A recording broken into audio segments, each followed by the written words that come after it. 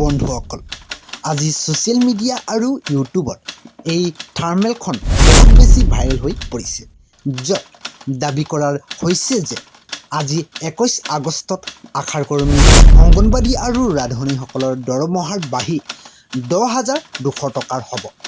বহুতৰে মনত এতিয়া প্ৰশ্ন, এই খবৰটো সঁচা নে মিছা? আপোনালোকক ভুল তথ্য দি মই ভিউজ ল'ব নিবিচাৰোঁ। গতিকে আজি এই ভিডিঅ'টোত মই আপোনালোকক এই থাৰ্মেলৰ আঁৰৰ আচল চৰকাৰী সত্যটো প্ৰমাণৰ সৈতে দেখুৱাম। ইয়াৰ উপৰিও তলত থকা তিনিটা ডাঙৰ খবৰ: অংগনবাড়ী কেন্দ্ৰত সৌৰশক্তি লগোৱা, ই-সঞ্জীৱনী বৰ নতুন নিয়ম আৰু পোষণ সুবিধা তথা বীমাৰ কি নতুন আপডেট আহিছে, সেই আটাইবোৰ অফিচিয়েল চৰকাৰী তথ্য আজি পুংখানুপুংখভাৱে আপোনালোকৰ লগত আলোচনা কৰিবলৈ ওলাইছে। গতিকে যদি আপুনি এগৰাকী সমাজকৰ্মী বা আশা কৰ্মীৰ লগতে অংগনবাড়ী বাইদেউ, তেন্তে আজি আমাৰ এই ভিডিঅ'টো অলপো স্কিপ নকৰি আপোনালোকে এই ভিডিঅ'টো প্ৰথমৰ পৰা শেষলৈকে চাওক, যাতে আপুনি কোনো ভুৱা বাতৰিৰ চিকাৰ নহয়।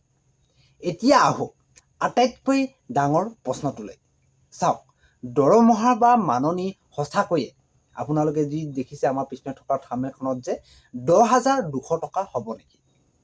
চৰকাৰী তথ্য আৰু কেবিনেটৰ ঘোষণা অনুসৰি এই 10,200 টকাৰ খবৰটো আংশিকভাৱে সঁচা, কিন্তু থাৰ্মেলত ইয়াক সকলোৰে বাবে একেলগে দেখুওৱা মানুহক বিভ্ৰান্তিত কৰা হৈছে। আচল সত্যটো হ'ল, অসম চৰকাৰৰ কেবিনেট সিদ্ধান্তৰ অনুসৰি কেৱল আশাৰ ছুপাৰভাইজাৰসকলৰ মাহেকীয়া স্থায়ীকৃত মাননিহে 9,000 টকাৰ পৰা বৃদ্ধি কৰি 10,200 টকা কৰা হৈছে। এতিয়া নিশ্চয় আপোনালোকে বুজি পাইছে। কিন্তু যিসকল সাধাৰণ তৃণমূল পৰ্যায়ৰ আশাৰ কৰ্মী, তেওঁলোকৰ মাননি 3,000 টকাৰ পৰা বৃদ্ধি কৰি 4,000 টকা কৰা হৈছে। এই কথা মই প্ৰত্যেক ভিডিঅ'ত আপোনালোকক বুজাই দিওঁ আৰু ভালদৰে এই কথাকেইটা মই আপোনালোকৰ লগত আলোচনা কৰোঁৱেই। আনহাতে অংগনবাড়ী কৰ্মীসকলৰ ক্ষেত্ৰতো ৰাজ্যিক কেবিনেটে মাননি বৃদ্ধি কৰি 8,000 টকা আৰু সহায়িকাসকলৰ বাবে 4,000 টকা নিৰ্ধাৰণ কৰিছে। গতিকে 21,000 পৰা সকলোৰে দৰমহা গতিকে 21 আগষ্টৰ পৰা সকলোৰে দৰমহা একেলগে 10,200 টকা হৈ যোৱাৰ কোনো অফিচিয়েল চৰকাৰী নিৰ্দেশনা ওলোৱা নাই, অৰ্থাৎ অফিচিয়েল নটিফিকেশ্যন এতিয়ালৈকে চৰকাৰে কোনো জাৰি কৰা নাই। আশা ছুপাৰভাইজাৰৰ বাহিৰে বাকীসকলৰ বাবে চৰকাৰে বাকী তিনিটা খবৰত কি নতুন ডিজিটেল সুবিধা দিছে, আহক এতিয়া আমি সকলো কথা খৰচি মাৰি জানি লওঁ। আমাৰ দ্বিতীয়টো পইণ্ট আছিল, সৌৰ শক্তিৰে স্মাৰ্ট কেন্দ্ৰ হ'ব নেকি? এই খবৰটো কিন্তু সম্পূৰ্ণ সঁচা। ইয়াৰ কাম বৰ্তমান অসমত খৰতকীয়াকৈ চলি আছে। শেহতীয়াৰ চৰকাৰৰ মিছন সক্ষম অংগনবাড়ী আৰু পোষণ 2.0 আঁচনিৰ অধীনত সমগ্ৰ অসমৰ হাজাৰ হাজাৰ অংগনবাড়ী কেন্দ্ৰক এতিয়া আধুনিক ৰূপ দিয়া হৈছে। গ্ৰাম্য অঞ্চলত প্ৰায় কাৰেণ্ট যোগান অনিয়মীয়া হৈ থাকে, যাৰ বাবে শিশুসকলৰ গ্ৰাড মনিটৰিং কৰাত বা ডিজিটেল সঁজুলি ব্যৱহাৰ কৰাত অসুবিধাৰ হয়। এতিয়া চৰকাৰে এই কেন্দ্ৰসমূহত সৌৰ শক্তি অৰ্থাৎ ছলাৰ পেনেল লগোৱাৰ কাম আৰম্ভ কৰিছে। মই ভিডিঅ'টো অলপ লাহে লাহে কৈছোঁ, তেতিয়াহে আপোনালোকে সকলো কথা বুজি পাব। ইয়াৰ ফলত কেন্দ্ৰসমূহত 24 ঘণ্টাই লাইট আৰু ফেন চলিব আৰু বাইদেউসকলে চৰকাৰী মোবাইল বা ডিজিটেল টেবলেটসমূহ সহজতে চাৰ্জ কৰি কামবোৰ সময়মতে আপডেট কৰিব বা আপলোড কৰিব পাৰিব। ভিডিঅ'টোত আটাইতকৈ গুৰুত্বপূৰ্ণ খবৰটো হৈছে যে ই-সঞ্জীৱনী নতুন সুবিধাৰ কি? চাওক, আপোনালোকক জনাই থওঁ যে ই-সঞ্জীৱনী হৈছে চৰকাৰৰ এক সম্পূৰ্ণ বিনামূলীয়া ডিজিটেল স্বাস্থ্য সেৱাৰ বা টেলিমেডিচিন ব্যৱস্থা।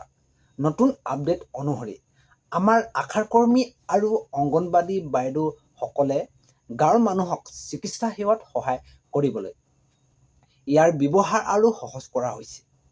এতিয়া গ্ৰাম্য অঞ্চলৰ স্বাস্থ্য কেন্দ্ৰসমূহৰ পৰা এই এপৰ জৰিয়তে আপোনালোকে পোনপটীয়াভাৱে চহৰৰ ডাঙৰ স্পেচিয়েলিষ্ট বা বিশেষজ্ঞ চিকিৎসকৰ সৈতে সংযোগ কৰিব পৰা যাব, যাক কোৱা হয় প্ৰভাইডৰ টু প্ৰভাইডৰ মডেল।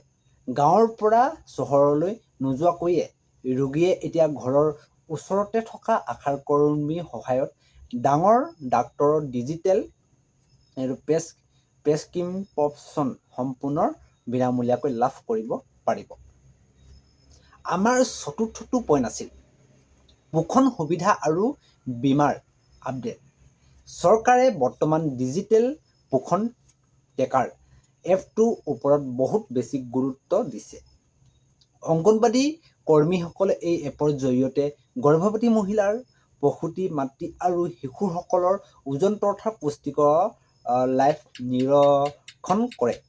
নতুন আপডেট অনুসৰি এই এপত এতিয়া অফলাইন মোড দিয়া হৈছে, যাতে নেটৱৰ্ক নথকাৰ দুৰ্গম অঞ্চলতো বাইদেউসকলে কাম কৰিব পাৰে আৰু নেটৱৰ্ক অহালৈ ডাটাবোৰ ডিলিট নহয়। বীমাৰ ক্ষেত্ৰত কেন্দ্ৰীয় আৰু ৰাজ্য চৰকাৰে এই ফ্ৰণ্টলাইন স্বাস্থ্যকৰ্মীসকলক সামাজিক নিৰাপত্তা দিবলৈ বিশেষ দুৰ্ঘটনা বীমা আৰু স্বাস্থ্য বীমাৰ নিয়মসমূহ আৰু অলপ সহজ কৰি দিছে, যাতে কৰ্তব্যৰত অৱস্থাত কিবা জৰুৰীকালীন অৱস্থা হ'লে পৰিয়ালে আৰ্থিক সহায় সোনকালে লাভ কৰিব পাৰে। গতিকে বন্ধুসকল, আজিৰ আমাৰ এই দীঘলীয়া আলোচনাৰ পৰা আপোনালোকে নিশ্চয় বুজি পালে যে চাওক 21 আগষ্টৰ এই ভাইৰেল আপোনালোকে আমাৰ পিছপিনে থকা থাৰ্মেলটোৰ কথাই মই কৈছোঁ। আচল সত্যটো কি আপোনালোকে গম পালে, অৰ্থাৎ 10,200 টকা দৰমহাৰ কেৱল আশাৰ ছুপাৰভাইজাৰসকলৰ বাবেহে সঁচা। বাকী সকলোৰে বাবে চৰকাৰে বেলেগ বেলেগ স্মাৰ্ট আঁচনি আৰু যিটো ডিজিটেল সুবিধা আমি কওঁ সেইটো সুবিধা দিছে। ছ'চিয়েল মিডিয়াত যিকোনো উৰা বাতৰি দেখি আপোনালোকে বিশ্বাস নকৰিব। মই এইটো আপোনালোকক ৰেগুলাৰ ভিডিঅ'ত কওঁৱেই। যদি আপোনাক এই তথ্যভিত্তিক সঠিক বিশ্লেষণটো ভাল লাগিল তেন্তে ভিডিঅ'টো এটা লাইক কৰক আৰু আমাৰ এই আশা আৰু অংগনবাড়ী কৰ্মী বাইদেউ বা ভগ্নীসকলৰ সৈতে আমাৰ এই ভিডিঅ'টো শ্বেয়াৰ কৰক, যাতে তেওঁলোকেও ভুৱা খবৰৰ পৰা বা ভুৱা বাতৰিৰ পৰা সদায় দূৰত থাকে।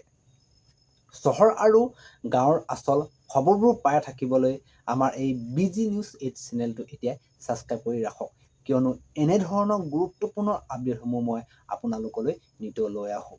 এইখিনিতে আপোনালোকক মই কৈ থওঁ যে আজি এই ভিডিঅ'টোত আপোনালোকে কি বুজি পাইছে কি বুজি নাই পোৱা মইতো নাজানো, কাৰণ কেলৈ মই আপোনালোকক ভালদৰে বুজাই দিবলৈ চেষ্টা কৰিছোঁ। যিটো আপোনালোকে থাম্বনেইলত দেখিছে 10,200 টকা, সেইটো হৈছে অংগনবাড়ী কৰ্মী অৰ্থাৎ ছুপাৰভাইজাৰসকলৰহে মাননি।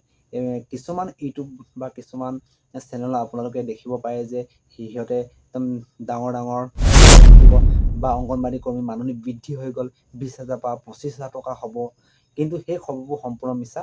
চৰকাৰে এতিয়া আমাৰ অসমৰ যিটো পৰিস্থিতি আপোনালোকে গম পায়, চৰকাৰে এতিয়ালৈকে আমাৰ এই কৰ্মীসকলৰ ওপৰত মাননি বৃদ্ধি বা দৰমহা বৃদ্ধি সন্দৰ্ভত কোনো অফিচিয়েল ঘোষণা কৰা নাই। সেইকাৰণে আপোনালোকে এনেধৰণৰ ভুৱা বাতৰিৰ পৰা সদায় দূৰত থাকিব। আজিলৈ ইমানেই। অন্য এটি ভিডিঅ'ত লগ পোৱাৰ প্ৰতিশ্ৰুতিৰে মই আজি সকলোৰ পৰা বিদায় ল'লোঁ। ধন্যবাদ।